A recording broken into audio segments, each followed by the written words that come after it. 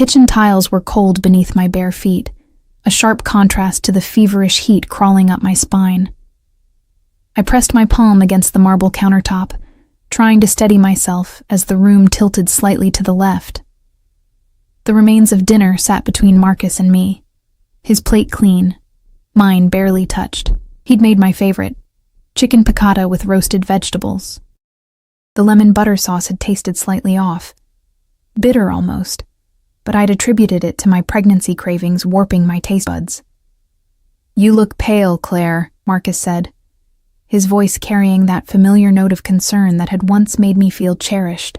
Now, 6 months pregnant and exhausted from working double shifts at Russo's, the upscale Italian restaurant downtown, I couldn't tell genuine worry from condescension anymore. I swallowed hard, my throat feeling thick, just tired.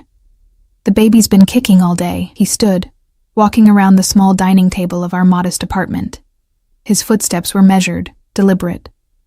When he reached me, his hand settled on my shoulder, fingers pressing just a little too firmly. The scent of his cologne, something cheap and cloying, mixed with the lingering aroma of lemon and butter, making my stomach churn. "Claire," his voice dropped lower, "I need to tell you something." The fluorescent light above us flickered, casting strange shadows across his face.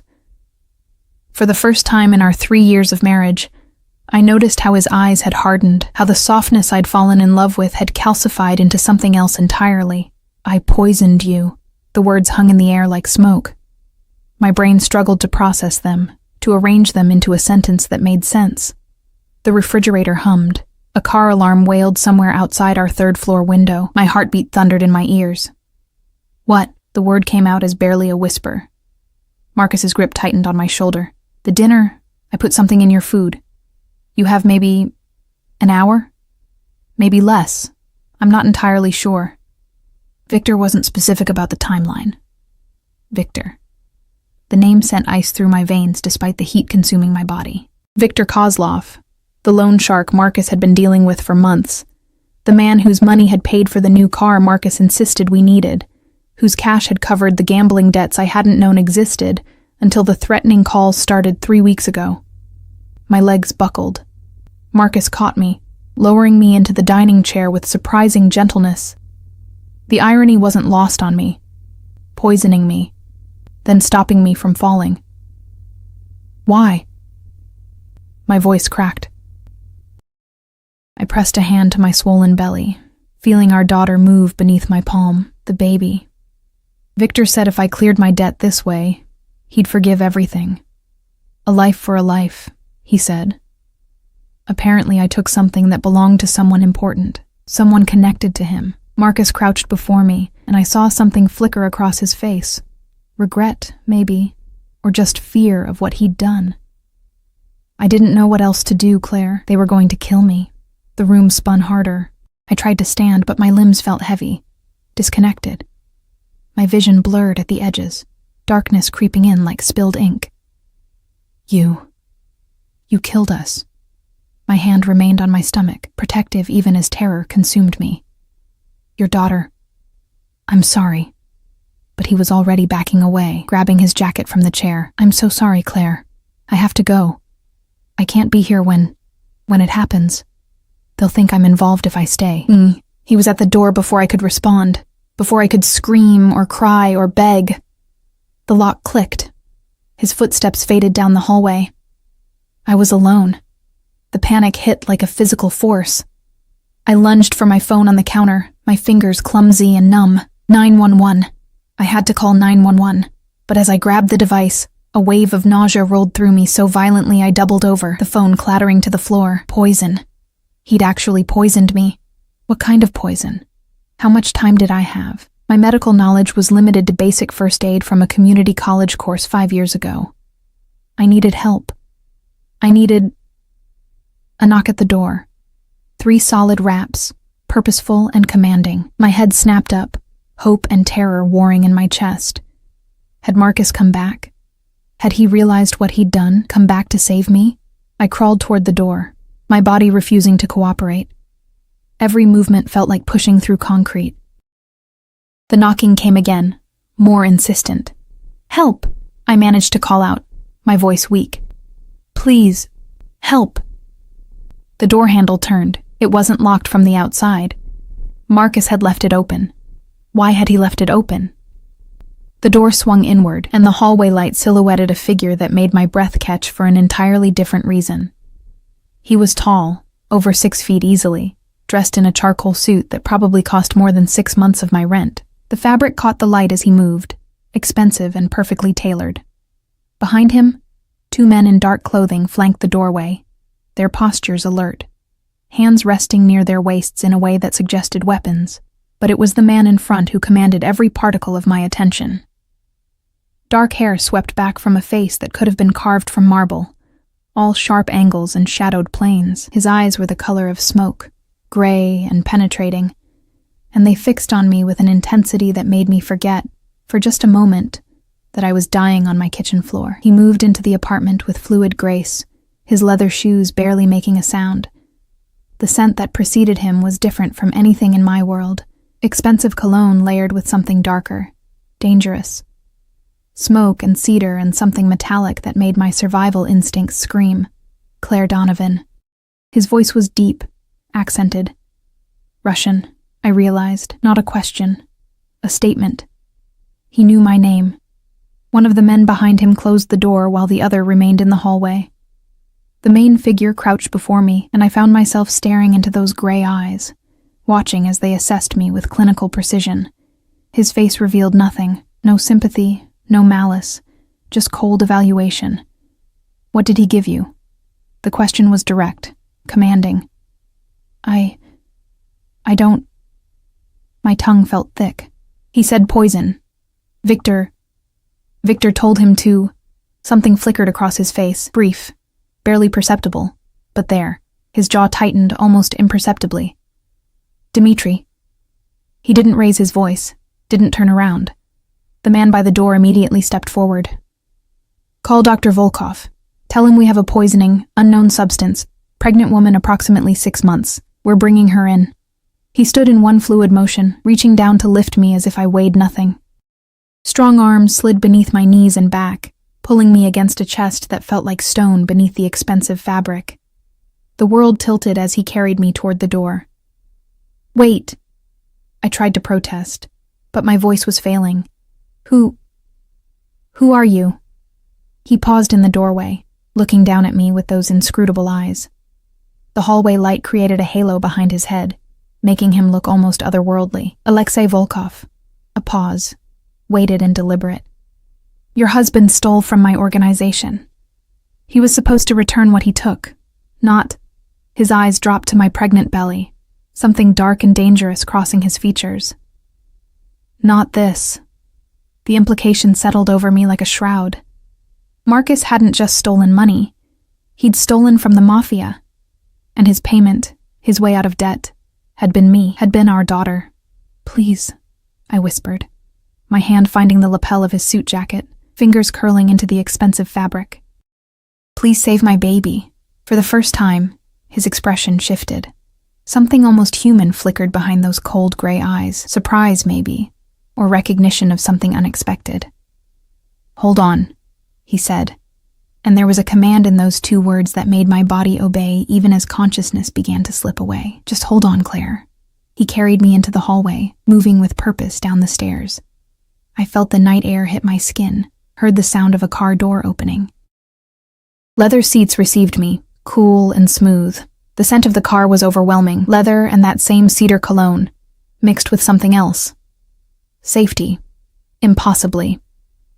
Voices murmured around me. Dmitri was on the phone, speaking rapid Russian. Another man, the driver, I realized, was starting the engine. And Alexei Volkov, this Mafia boss whose name I now knew, was sliding in beside me, one arm supporting my shoulders while his other hand pressed against my wrist, checking my pulse with the efficiency of someone who'd done this before. Stay awake, he commanded, and I felt his hand tap my cheek lightly. Look at me. Keep your eyes open. I tried. God, I tried. But the darkness was so inviting, and my body was so heavy. Claire. His voice sharpened. Your daughter needs you to fight. So fight. My daughter. I forced my eyes open, forced myself to focus on his face, the strong jaw, the slight scar above his left eyebrow, the way his gray eyes had darkened to almost black in the car's dim interior. "Why?" I managed to whisper. "Why are you helping?" "Because your husband is a fool who didn't follow instructions," his jaw clenched. "And because no child should pay for their father's sins." The car accelerated, pressing me back into the seat. Through the window, I watched the lights of the city blur into streams of gold and white. My apartment building disappeared behind us. Everything I'd known, my entire life with Marcus, was receding like a dream. Or maybe this was the dream, being carried away by a stranger in an expensive suit, a dangerous man who commanded with just his presence, who'd appeared at my door exactly when I needed saving. But as my vision darkened and my consciousness began to slip away despite my best efforts, one thought crystallized with absolute clarity. Marcus had left the door unlocked.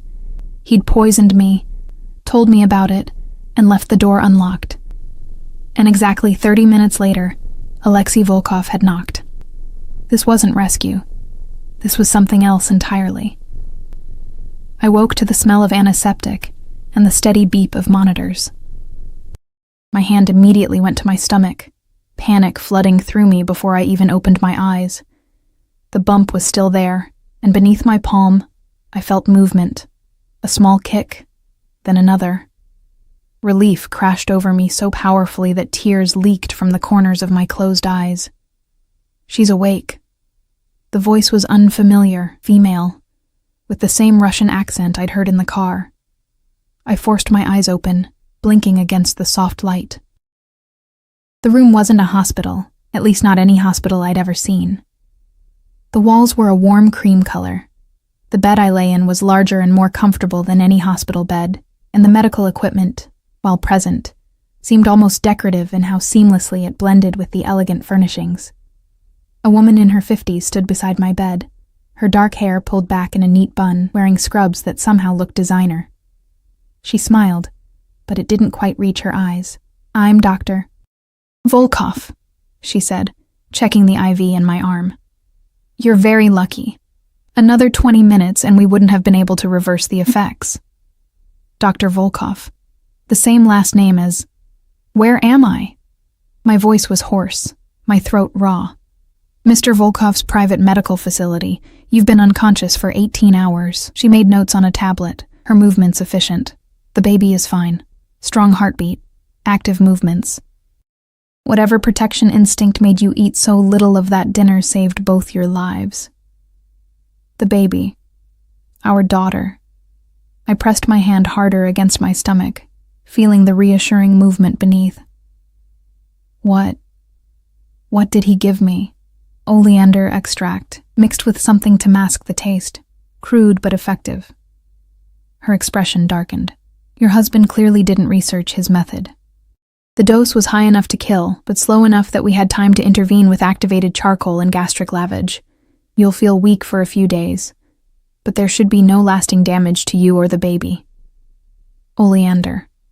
I'd seen those flowers in the park, beautiful pink blossoms that I'd admired while walking home from work. The irony was bitter. Marcus had killed me with something beautiful. Except I wasn't dead. "I want to see my husband." The words came out harder than I intended. "Dr." Volkov's eyebrows rose slightly, but she said nothing. "I need to talk to him. I need to understand why. Your husband is no longer a concern." The new voice froze me. Alexei Volkov stood in the doorway, once again in an impeccable suit. This one navy with a white shirt open at the collar. In the daylight filtering through the room's large windows, I could see him more clearly. He was younger than I'd initially thought, maybe early 30s, with the kind of face that would make people stop and stare anywhere he went. But it was his eyes that held me, those gray eyes that seemed to see through everything. "What does that mean?" I tried to sit up, but my body protested. Dr. Volkov moved to help me, adjusting the bed so I was reclined but upright. Alexei walked into the room with that same fluid grace I remembered, his presence seeming to fill every corner. "Doctor." Volkov excused herself quietly, and suddenly I was alone with him. He pulled a chair close to the bed, closer than was strictly necessary, and sat, his attention fixed entirely on me.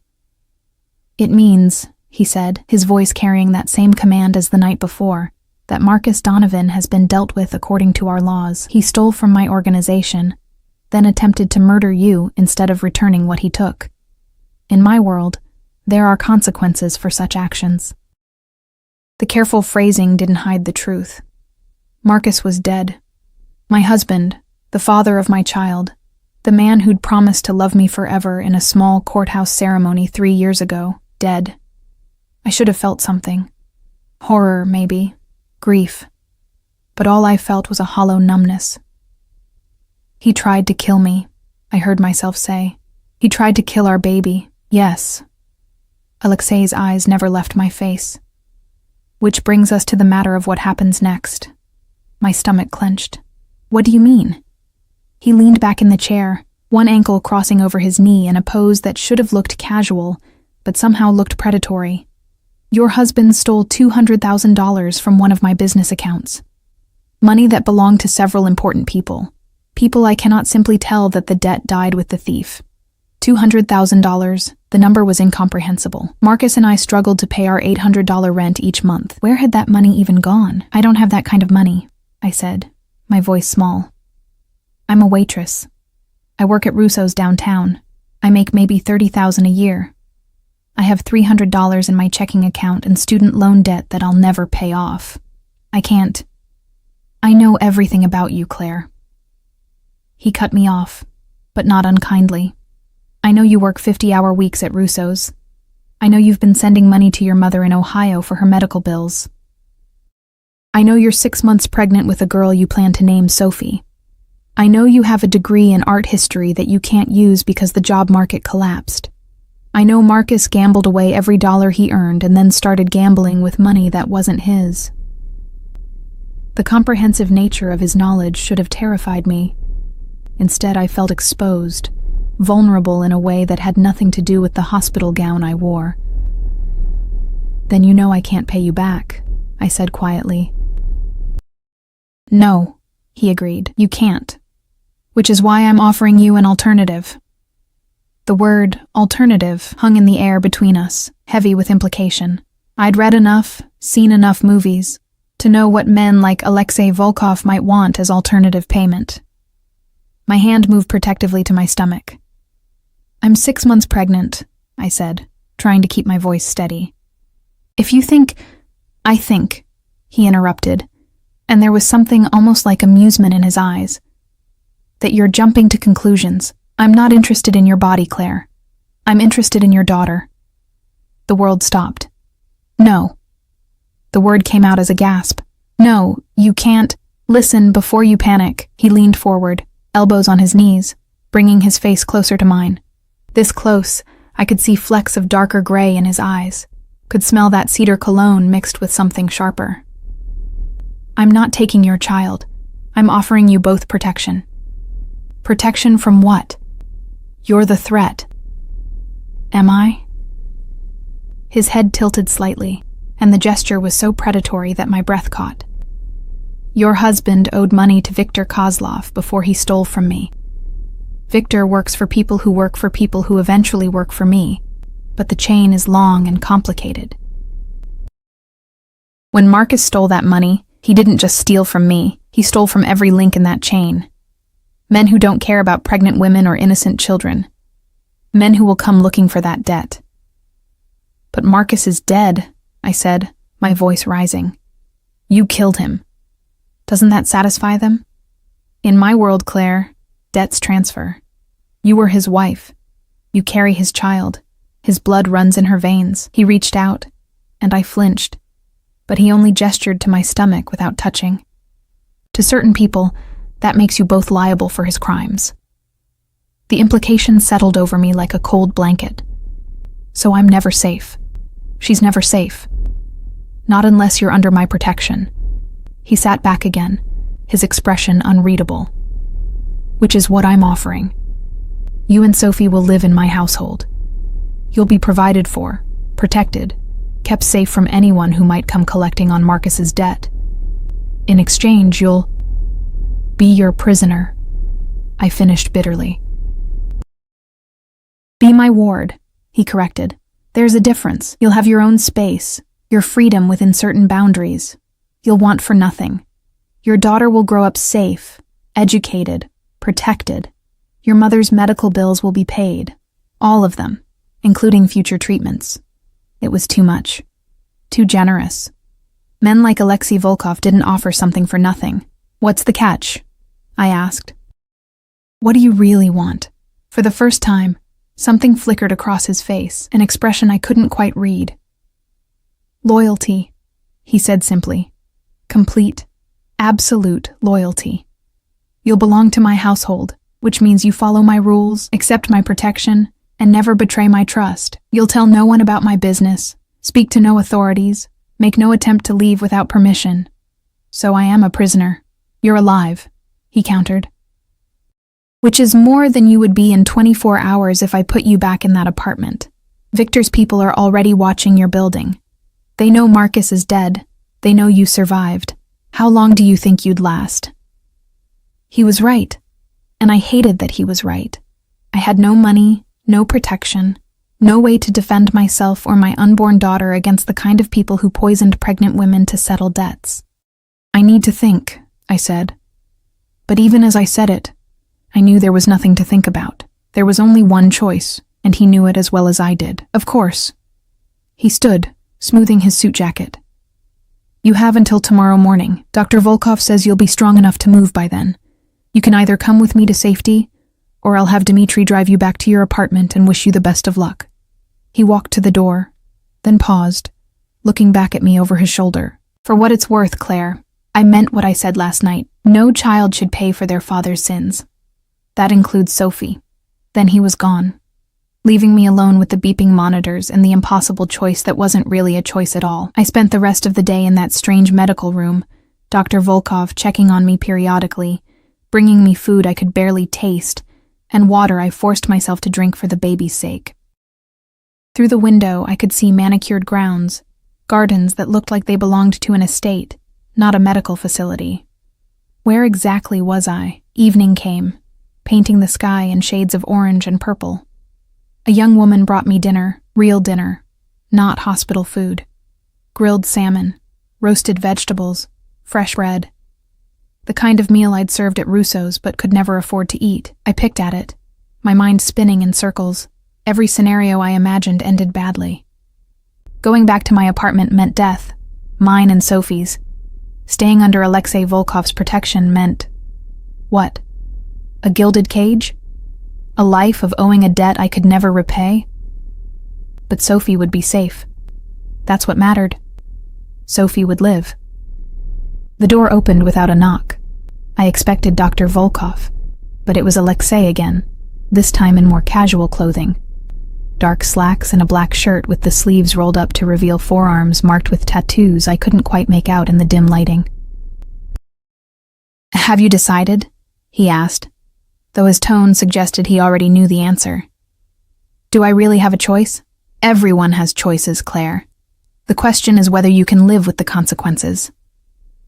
He moved into the room, not approaching the bed, but going to the window, looking out at the darkening grounds. I'm not a good man. I won't pretend to be. The world I live in is violent and unforgiving. But I protect what's mine. Absolutely. Completely. Nothing and no one touches what belongs to me. The possessiveness in his voice sent a shiver down my spine. I'm not a possession. No, he agreed, turning to face me. The dying light cast half his face in shadow, making him look dangerous and beautiful all at once. You're a responsibility, one I'm choosing to accept. Why? The question burst out of me. Why do you care? You could just let me die. You could let Victor's people handle it. Why does it matter to you? He was silent for a long moment, and I thought he might not answer. Then, because 7 years ago, someone I cared about was murdered over a debt that wasn't theirs.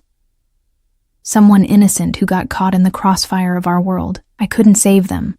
His eyes met mine, and I saw something raw there, quickly shuddered. I can save you. It wasn't romance. It wasn't even really kindness. It was something darker, more complicated. Redemption, maybe, or penance. But it was real. Okay, I whispered. Okay, I'll accept your protection. For Sophie. Something shifted in his expression. Satisfaction, maybe? Or relief? He nodded once, decisive. Tomorrow, then. Dmitri will have everything prepared. He walked to the door, and I thought he'd leave without another word. But he paused, his hand on the doorframe. Claire? Yes? Welcome to the family. The door closed behind him, and I was left staring at the darkening sky, wondering what family I'd just agreed to join, and what price I'd ultimately pay for Sophie's safety. The estate was overwhelming. Dmitri drove us through gates that looked like they belonged to a fortress, past security checkpoints where men with automatic weapons nodded at our car, and up a winding drive lined with ancient oak trees. When the house finally came into view, I had to suppress a gasp. It wasn't a house. It was a mansion. 3 stories of pale stone and huge windows, with wings extending on either side, and a fountain in the circular drive that looked like it belonged in a European palace. The November morning sun caught the windows, making the whole structure gleam like something out of a dream, or a nightmare, depending on your perspective. Mr. Volkov is waiting inside, Dmitri said, opening my door with surprising gentleness for a man who looked like he could break someone in half. He'd been professional but distant during the drive, answering my questions with short, efficient responses. Yes, the estate was in Connecticut, about 2 hours from the city. No, I wouldn't be able to contact anyone from my old life without Mr. Volkov's permission. Yes, everything I needed would be provided. I climbed out of the car slowly, my body still weak from the poisoning. Dr. Volkov had cleared me medically, but warned me to take it easy for at least another week. The baby kicked as if in protest of all the changes, and I pressed my hand to my stomach reassuringly. It's okay, Sophie, I whispered. We're going to be okay. I wasn't sure if I was lying. The front door opened before we reached it, revealing a woman in her 40s with steel gray hair pulled back in an elegant twist. She wore a simple black dress that screamed expensive, and her sharp eyes assessed me with the same efficiency I'd seen in Alexei. Mrs. Donovan, she said with a slight accent. Polish, maybe. I'm Katya Novak, the house manager. Welcome. Mr. Volkov is in his office, but asked me to show you to your quarters first. My quarters. As if I were royalty instead of a waitress who'd barely survived being murdered by her own husband 4 days ago. The interior of the mansion was just as impressive as the exterior.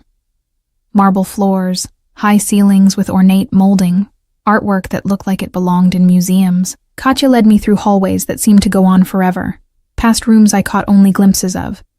A library with floor-to-ceiling bookshelves, a formal dining room with a table that could seat 30, a sitting room with furniture that probably cost more than I'd earn in my lifetime. We climbed a sweeping staircase to the 2nd floor, then down another hallway to a set of double doors. Katya opened them, gesturing me inside. You're sweet, she said simply. Sweet was an understatement. The space was larger than my entire apartment had been. A sitting area with plush sofas and a fireplace, a bedroom with a 4-poster bed that looked like it belonged in a castle, a bathroom done in white marble and gold fixtures that made me afraid to touch anything. Through another door, I glimpsed a walk-in closet, already filled with clothes. The clothes are in your size, Katya said, following my gaze. Mr. Volkov had them delivered yesterday. If anything doesn't fit or isn't to your taste, let me know and I'll have them replaced. There are maternity clothes as well, of course. Of course. Because Alexei Volkov thought of everything. The nursery is through that door. Katya pointed to another door I hadn't noticed. Mr. Volkov had it prepared when he learned you were keeping the baby. If you'd like any changes made, you need only ask. I walked to the door on numb legs and pushed it open. The nursery was perfect. Soft yellow walls, a white crib with delicate bedding, a rocking chair positioned near the window overlooking the gardens, shelves already stocked with books and stuffed animals, a changing table, a dresser, everything a baby could need. It was everything I'd dreamed of being able to provide for Sophie, everything I'd known I'd never be able to afford on my waitress salary. And it was a cage. Mr. Volkov will see you in his office at 2 o'clock, Katya continued, her voice pulling me back from the nursery. Until then, you're free to rest. Explore the suite or walk the grounds if you feel up to it. Lunch will be brought to your room at noon, unless you prefer to eat in the dining room. Here is fine. I managed to say. Katya nodded and left, closing the doors quietly behind her. I stood in the middle of the sitting room, surrounded by luxury I'd never imagined, feeling more alone than I'd felt lying on my kitchen floor waiting to die. I spent the next few hours exploring the suite, testing the reality of my new prison. The clothes in the closet were indeed my size. Not just my current size, but maternity clothes sized for the next 3 months of my pregnancy. Elegant dresses, comfortable pants, soft sweaters. Everything high quality, everything expensive. The bathroom had toiletries I recognized from department stores I'd window shopped but never entered. The nursery had a sound system with gentle lullabies programmed in. Alexei Volkov had thought of everything, which somehow made it worse. Lunch arrived at noon exactly, brought by a young woman who introduced herself as Maria, one of the kitchen staff. The food was restaurant quality, a delicate soup, a salad with grilled chicken, fresh bread, and fruit that actually tasted like fruit instead of the flavorless produce from my grocery store. At 1:45, I changed into one of the maternity dresses, a deep blue that Katya had laid out on the bed while I'd been exploring. It fit perfectly, falling to just below my knees, and somehow making me look elegant despite my swollen belly and exhausted face. Dmitri knocked at exactly 2 o'clock to escort me downstairs. Alexei's office was in the east wing, through a set of heavy wooden doors that Dmitri opened without knocking. The room beyond was masculine and intimidating. Dark wood paneling, built-in bookshelves, a massive desk that looked like it had been carved from a single piece of mahogany. Windows overlooked the eastern grounds, where I could see men patrolling at regular intervals. Alexei stood at the window, his back to me, dressed in another impeccable suit, this one charcoal gray. He didn't turn when I entered, and Dmitri closed the doors, leaving us alone. "How are you feeling?" he asked, still looking out the window. "Like I'm living in a dream that might be a nightmare," I answered honestly. That made him turn. A slight smile played at his lips, but his eyes remained serious. "At least you're honest. Sit." It wasn't a request. I sat in one of the leather chairs facing his desk. He moved to his own chair, settling into it with that same predatory grace I was coming to associate with him. "We need to establish some ground rules," he said, his hands folding on the desk in front of him. "First, you don't leave the estate without my permission and without security. The men watching the perimeter aren't just for show. They're keeping threats out and you in." I nodded, having expected this. "Second, you speak to no one from your old life. That includes your mother, friends, former co-workers. As far as the world is concerned, Claire Donovan died with her husband. You're under my protection now, which means you're part of my household, subject to my rules." "You want me to just disappear?" My voice rose despite my efforts to stay calm. "My mother will worry. She'll call the police.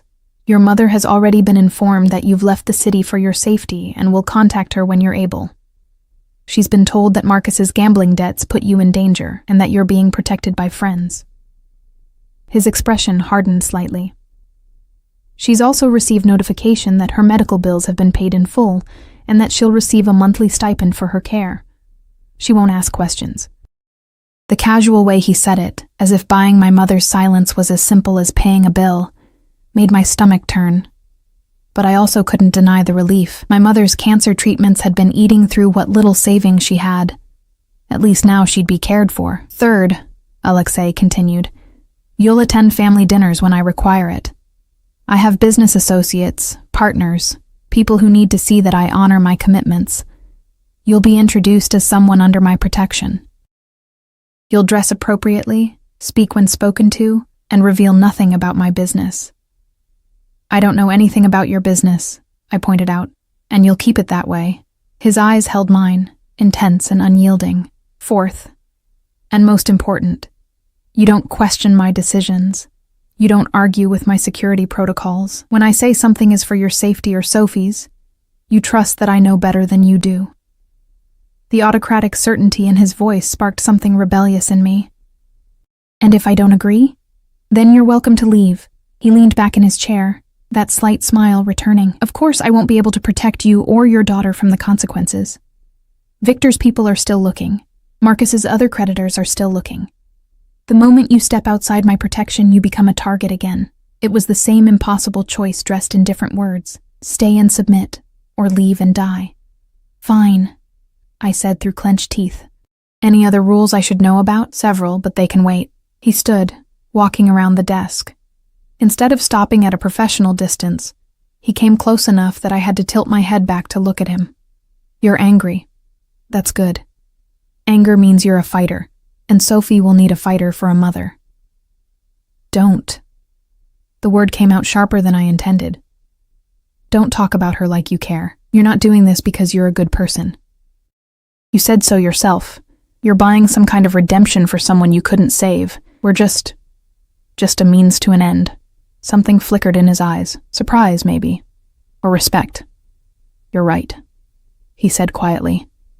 I'm not a good person, Claire. I've killed people. I've destroyed lives. I run an organization that profits from fear and violence, but I protect what's mine with everything I have. And like it or not, you and Sophie are mine now. The possessiveness in his voice sent a shiver through me that had nothing to do with fear. There was something almost tender in the way he said Sophie's name, something that contradicted everything else about him.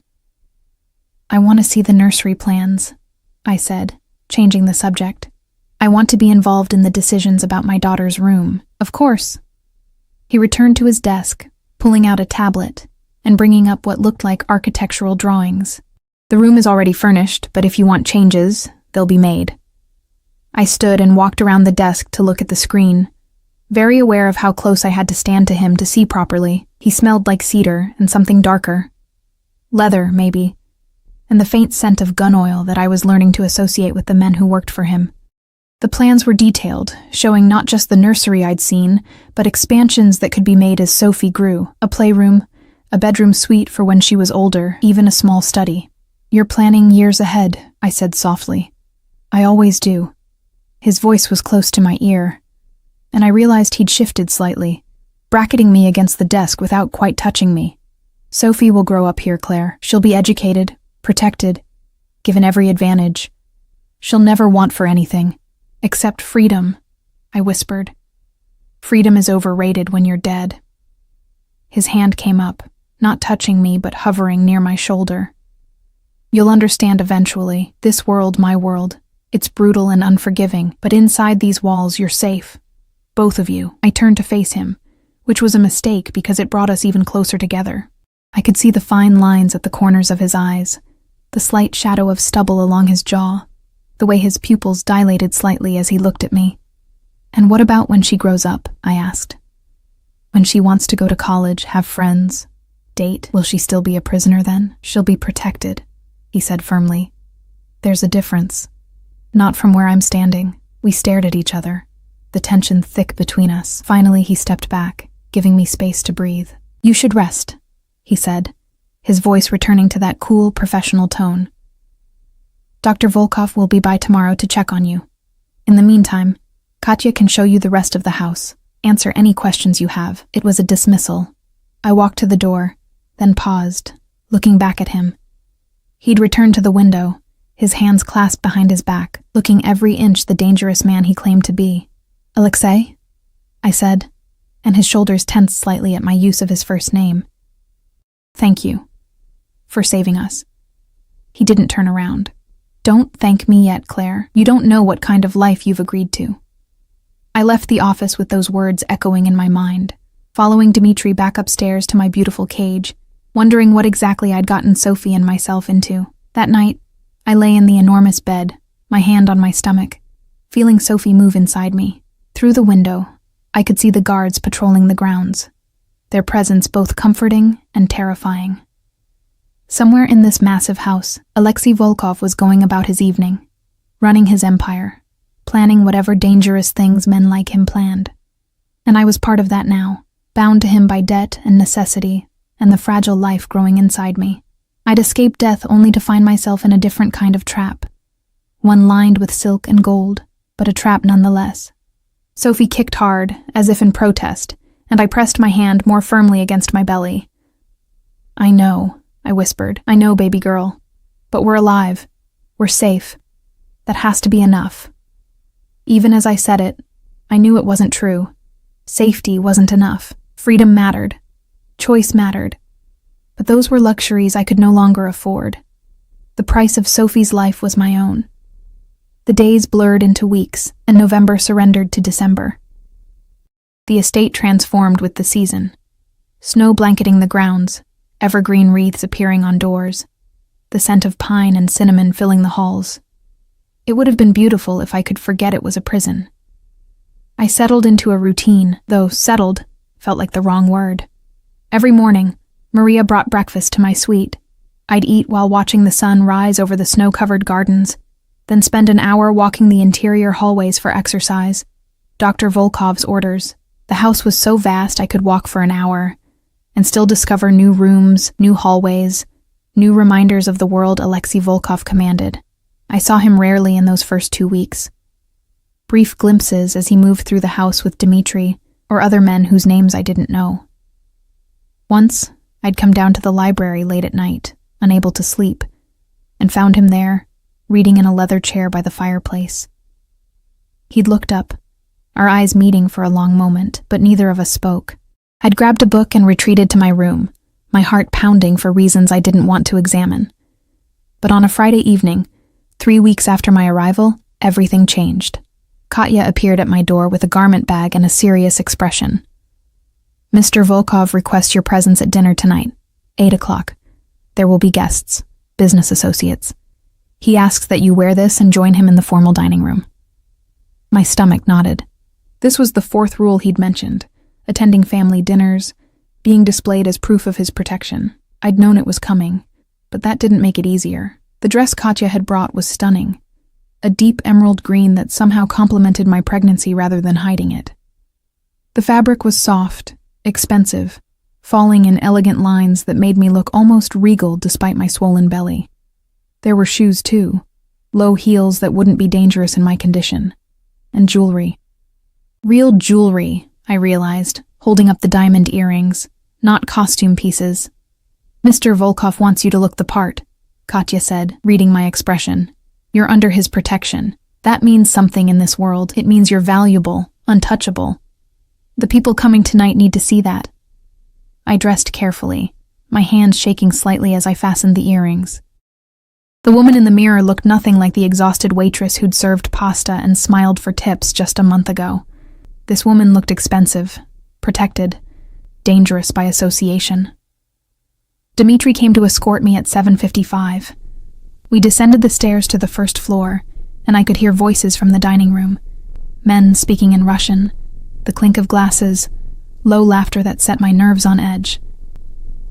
Dmitri opened the doors, and conversation stopped. The formal dining room was intimidating, even empty. Filled with a dozen men in expensive suits, it felt like walking into a den of wolves. They all turned to look at me, their expressions ranging from curious to calculating to something darker I didn't want to name, but it was Alexei who captured my attention. He stood at the head of the table, a crystal glass in his hand, wearing a black suit that made him look like darkness personified. When our eyes met, something shifted in his expression. Approval, maybe, or satisfaction. He set down his glass and moved toward me with that predatory grace, and the other men seemed to fade into the background. "Claire." He took my hand, his touch warm and firm. "You look beautiful." It wasn't a compliment. It was a statement of fact, delivered in that commanding tone that made it impossible to argue. He tucked my hand into the crook of his arm, anchoring me to his side as he turned to face the room. "Gentlemen, this is Claire Donovan. She and her daughter are under my personal protection. I trust you'll all treat them with a respect that deserves." The message was clear. Touch them and die. The men nodded, murmuring greetings in accented English. Alexei led me to a seat near his right hand, holding the chair for me with unexpected courtesy, before taking his own seat at the head of the table. Dinner was served immediately, course after course of food I barely tasted. The men spoke primarily in Russian, occasionally switching to English when including me in conversation. They asked polite questions, how I was feeling, when the baby was due, if I needed anything. I gave polite answers, very aware of Alexei's presence beside me, the way his attention never fully left me even when he was speaking to someone else. I was halfway through the main course when I felt it, a hand on my knee beneath the table. I froze, my fork stopping halfway to my mouth. The hand moved higher, fingertips pressing into my thigh with clear intent. I looked up sharply and met the eyes of the man seated to my right, Viktor Kozlov. I recognized him from Marcus's descriptions, and the fear in my husband's voice when he'd spoken that name.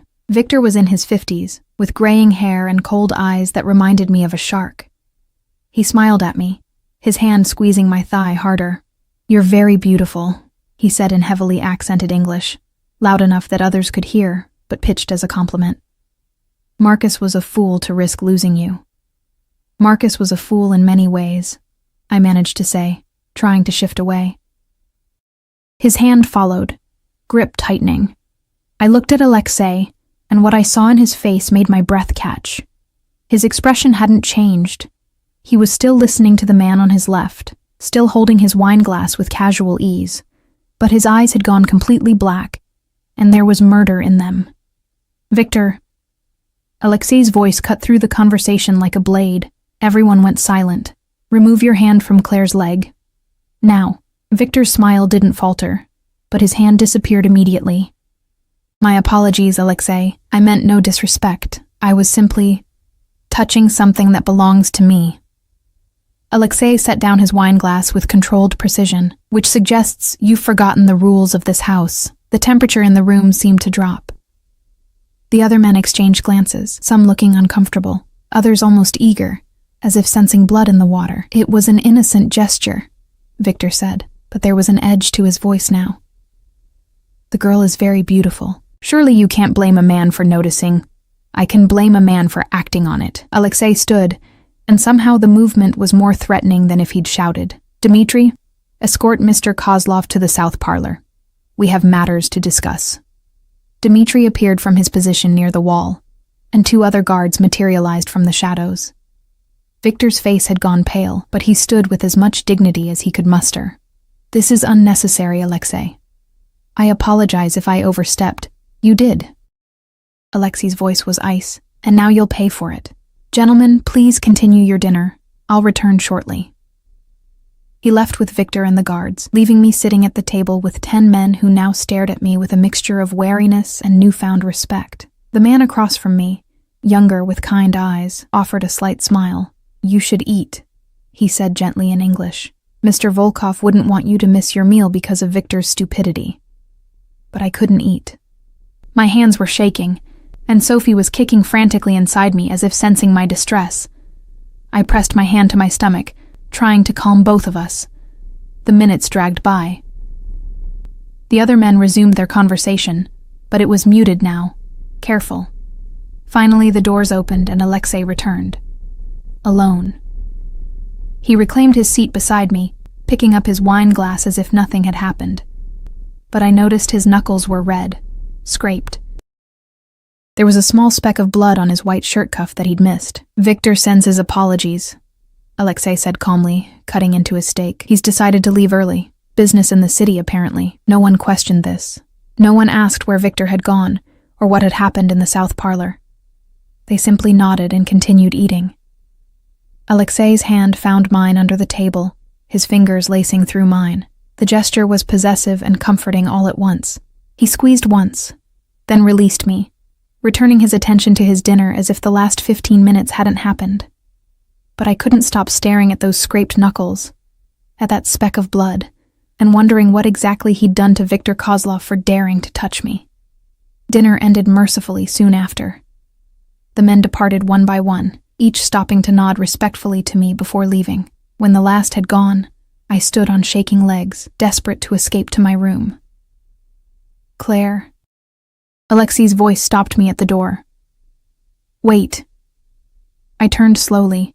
He'd stood as well, his jacket discarded over his chair, his shirt sleeves rolled up to reveal those tattooed forearms. In the candlelight from the table, he looked dangerous and beautiful and terrifying. "Come with me," he said, and it wasn't a request. He led me through the house to a room I'd never seen, a study smaller than his office, more intimate. A fire burned in the fireplace, and there was a single leather sofa facing it. He gestured for me to sit, then poured 2 glasses from a crystal decanter. Whiskey for himself, water for me. "You did well tonight," he said, handing me the water before settling into the chair across from me. Better than I expected for your first dinner." "What did you do to him?" The question burst out before I could stop it. "Victor, what did you do?" Alexei took a long sip of his whiskey, his gray eyes reflecting the firelight. I reminded him of the consequences of touching what's mine. "I'm not—" "Yes, you are." He leaned forward, elbows on his knees. "You accepted my protection, Claire. That makes you mine. My responsibility, my ward, mine to protect. And in my world, people need to understand what that means." Victor needed to be reminded. "Did you kill him?" I whispered. "No." A slight smile played at his lips. "Though I considered it, Victor is useful in certain capacities, and his death would create complications I don't need right now, but he won't forget tonight. None of them will." The casual way he discussed violence, as if it were just another business decision, should have horrified me. Instead, I felt something else, a dark satisfaction that Victor had been punished for touching me, for making me feel powerless. What was happening to me? "You're safe here," Alexei said, as if reading my thoughts. "With me, you're safe." That's what tonight was about, showing everyone that you're under my protection, that touching you means answering to me by hurting him, I said. By teaching him. Alexei drained his whiskey and set the glass aside. "This is my world, Claire. It operates on different rules than the one you came from. Respect is earned through strength. Protection is maintained through fear. If I'd let Victor's insult slide, every man at that table would have seen weakness, would have thought they could take liberties with you." "So you hurt him to protect me," I said slowly, trying to understand this twisted logic. "I hurt him because he touched what's mine," Alexei corrected. "The protection is just a consequence." We stared at each other across the firelight, and I saw something in his eyes that made my breath catch. Possession, yes, but also something deeper. Something almost like need. "Why does it matter so much?" I asked softly. "I'm nobody. Just a waitress you saved because of some debt my dead husband owed. Why do you care if someone touches me?" He was quiet for so long I thought he wouldn't answer. Then, 7 years ago, the woman I loved was killed in a crossfire between rival organizations. She was innocent, just someone who happened to be in the wrong place at the wrong time. I couldn't protect her because I was careless, because I underestimated threats, because I wasn't strong enough. His jaw tightened, and I saw genuine pain flicker across his face. I swore I'd never let that happen again. Never let someone under my protection be harmed because of my weakness. "So I'm a replacement," I said, the words tasting bitter. "A second chance to save someone you couldn't save before." "No." He stood, moving to the fireplace, his back to me. "You're not a replacement, Claire. You're different." She was part of my world, knew the risks. "You're innocent in all this. You and Sophie. You're something clean in a dirty world. Something worth protecting." The way he said Sophie's name, with that same gentleness I'd noticed before, made something twist in my chest. This dangerous man, this killer who'd just beaten someone for touching me, spoke about my unborn daughter with tenderness. "I should go," I said, standing. "It's late, and I'm tired." "Of course." He turned, and the vulnerability I'd seen was gone, replaced by his usual controlled expression. "Dmitri will escort you upstairs." But at the door, I paused. "Alexei, thank you. For what you did tonight. I know you said I shouldn't thank you, but I am anyway." Something flickered in his eyes. "Get some rest, Claire. Tomorrow we'll discuss the security protocols for when the baby comes." I left him standing by the fire, his shadow long against the wall, and climbed the stairs to my cage with my heart pounding and Sophie kicking frantically inside me. That night, I lay in bed unable to sleep, replaying the evening in my mind. Victor's hand on my leg, Alexei's black eyes, the blood on his cuff, the way he'd called me his, and the way my body had responded to that possessiveness. I was in danger, I realized. Not from Victor or Marcus's other creditors or any external threat. I was in danger of forgetting that my protector was also my captor, of confusing gratitude with something else, of mistaking possession for care. But as Sophie kicked against my hand and I stared at the ceiling of my beautiful prison, I couldn't quite convince myself that what I felt was wrong. Maybe captivity, when gilded enough, stopped feeling like imprisonment. Or maybe I was just too tired to fight anymore. Sophie arrived 3 weeks early, on a frozen January morning, when the world outside was buried under 2 feet of snow. I woke at 4 a.m. to wetness between my legs and a contraction that stole my breath. For a moment, I lay there in the darkness, my hand pressed to my stomach, trying to convince myself it was false labor.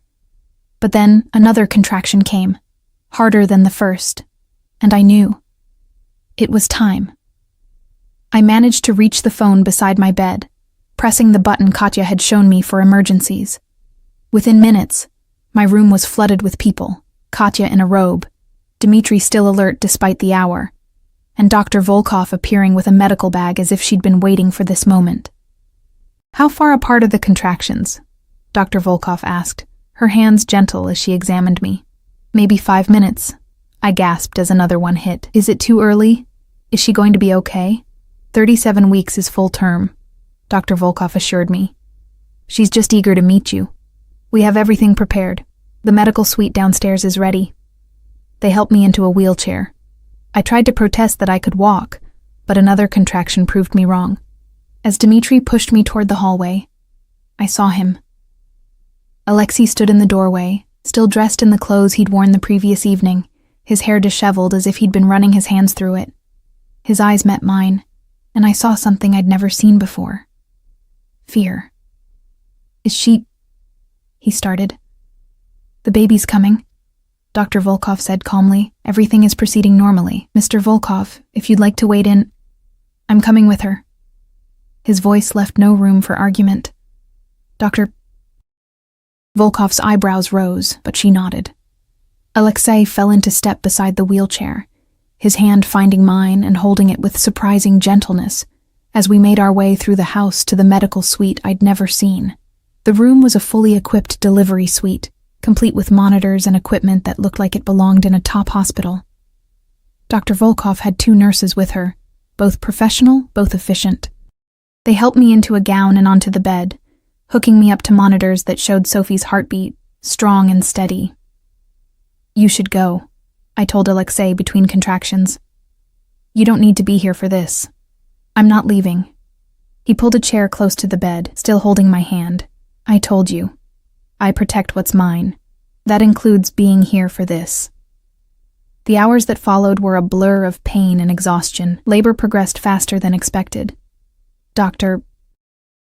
Volkov said first babies usually took longer, but Sophie apparently had her own timeline. Alexei stayed through all of it, his hand never leaving mine, his presence somehow anchoring me through the worst moments. At one point, during a particularly brutal contraction, I screamed and squeezed his hand hard enough that I heard bones crack. He didn't flinch, didn't pull away. When the contraction passed and I looked at him apologetically, he just smiled. The first genuine smile I'd seen from him. "You're stronger than you think," he said softly. At 10:47 a.m., Sophie Rose Donovan entered the world screaming her displeasure at the cold and the light and everything else. Dr. Volkov placed her on my chest, and I felt my entire world shift and realign around this tiny, perfect creature. She had dark hair plastered to her head, Marcus's nose, and when she finally opened her eyes, they were gray, the same shade as Alexei's. No, that was impossible. Just a trick of the light, the newborn blue that would change in the coming weeks. I was exhausted, seeing things that weren't there, but when I looked up at Alexei, standing beside the bed, staring down at Sophie with an expression of wonder, I saw him notice it too. Something flickered across his face. Surprise, confusion, then something darker I couldn't read. "She's perfect," he said quietly, and there was something in his voice that made my breath catch. His finger reached out, and Sophie's tiny hand wrapped around it instinctively. "Hello, little one. Welcome home." The possessiveness in those 2 words should have frightened me. Instead, with Sophie warm and alive in my arms, and Alexei standing guard beside us, I felt safe for the first time in months.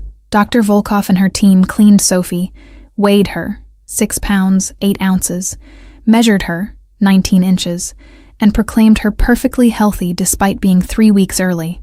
Then they handed her back to me, swaddled in a soft pink blanket, and left us alone.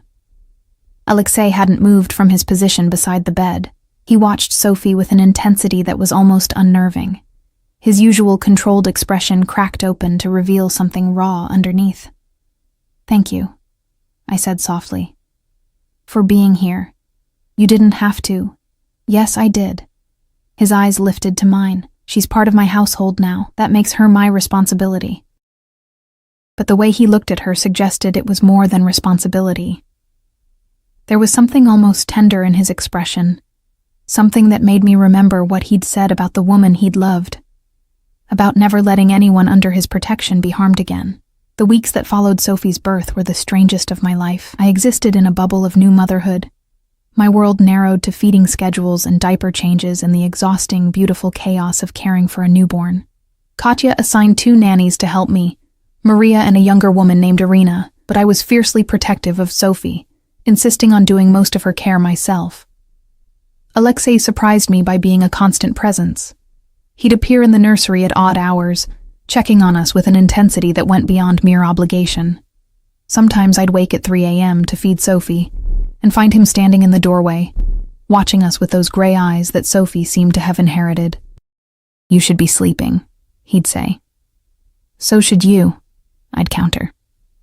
But he'd stay anyway, sitting in the rocking chair while I fed Sophie, his presence somehow comforting in the darkness. One night, about 2 weeks after Sophie's birth, I found him holding her. I'd put her down for the night and gone to shower. But when I returned, Alexei was in the nursery, Sophie cradled in his arms while he paced slowly beside her crib. He was murmuring to her in Russian, his voice soft and gentle, and Sophie was staring up at him with those gray eyes, completely content. "She was fussy," he said when he noticed me, but he didn't immediately hand her over. I heard her crying. "You don't have to," I started, but he shook his head. "I want to." He looked down at Sophie, and the expression on his face made something in my chest tighten. "She deserves to know she's protected, that she's safe." I moved closer, and we stood there together in the dim light of the nursery, both of us looking down at this tiny life we were somehow responsible for. Sophie yawned, her little fists stretching, and something about the moment felt impossibly intimate. "Alexei," I said softly, "why are you really doing this? All of this? The protection, the care, being here with us. It's more than just clearing a debt or making up for someone you couldn't save. What do you want from us?" He was quiet for a long moment, his eyes still on Sophie. Then, "I want to give her the childhood I never had. Safety, security, the knowledge that she's valued and protected." His jaw tightened. "I grew up in violence, Claire. My father was killed when I was 7. My mother died 2 years later. I learned to survive by becoming harder, colder, more dangerous than anyone else. I built an empire on fear and blood." He finally looked at me, and I saw the vulnerability there, carefully controlled but present. "But with Sophie, I can be different.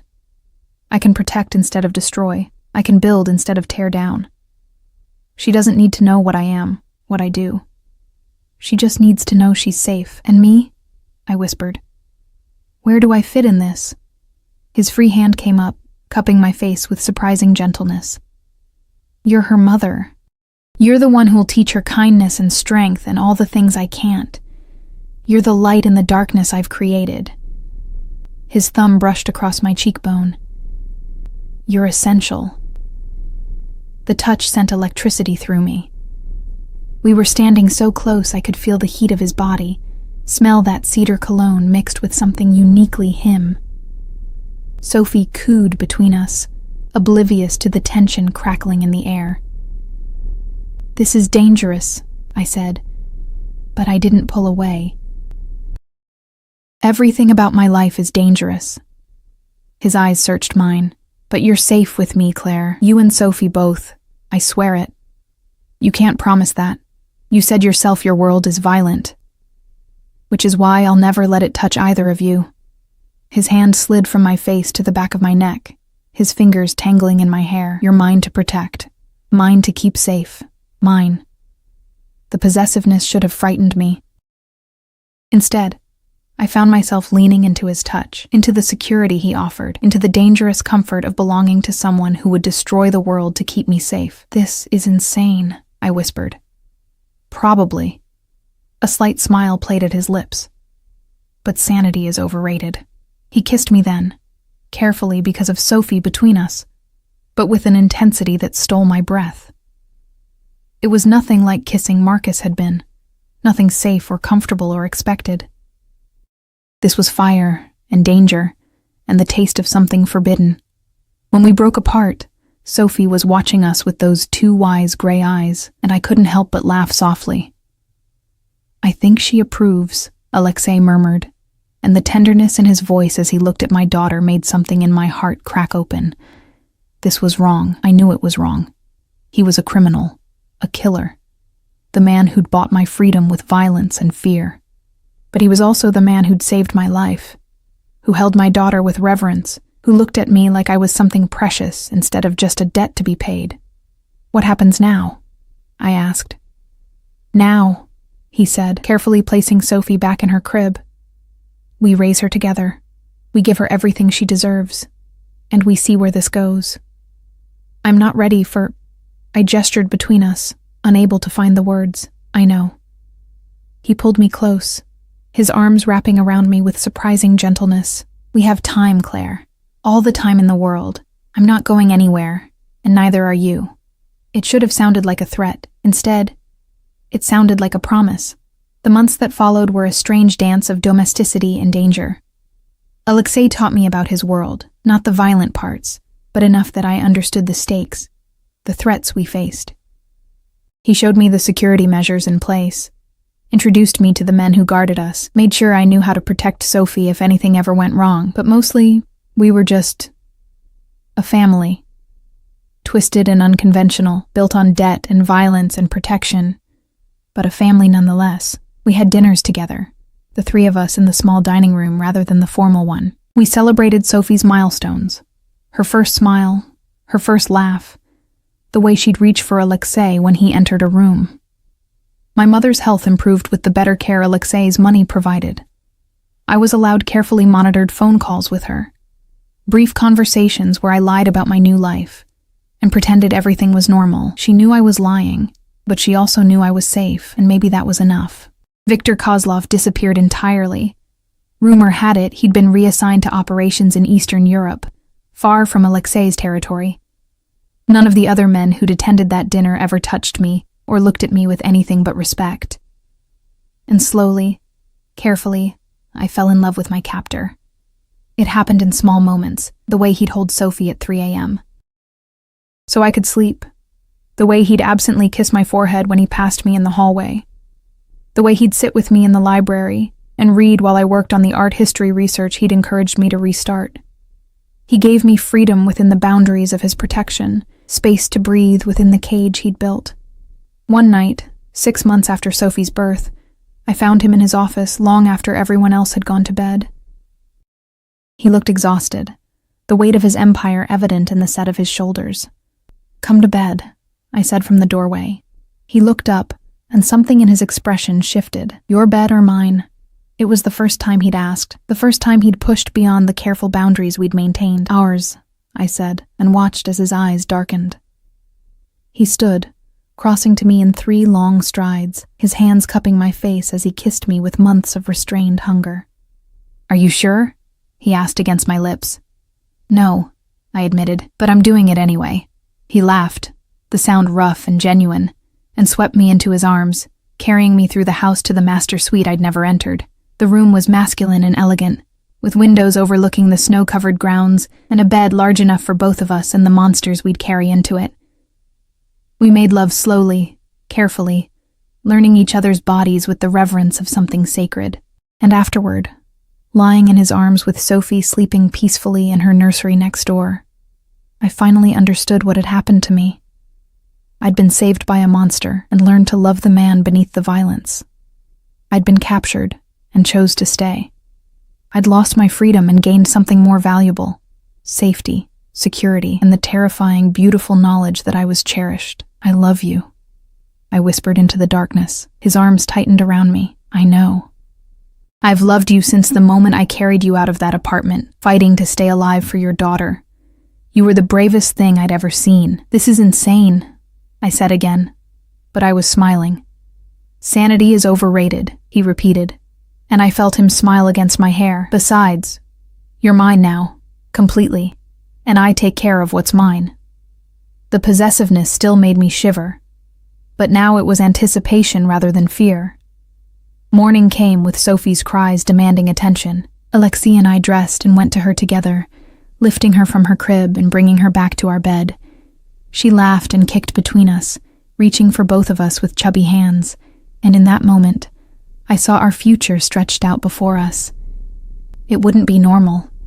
It wouldn't be safe in the traditional sense. But it would be ours. This strange, fierce family, built on impossible circumstances and dangerous love. What are you thinking? Alexei asked, watching me watch Sophie. That I should be horrified by all of this, I admitted. That I should want to escape, to take Sophie and run and never look back. But you don't. Not a question. No. I looked at him.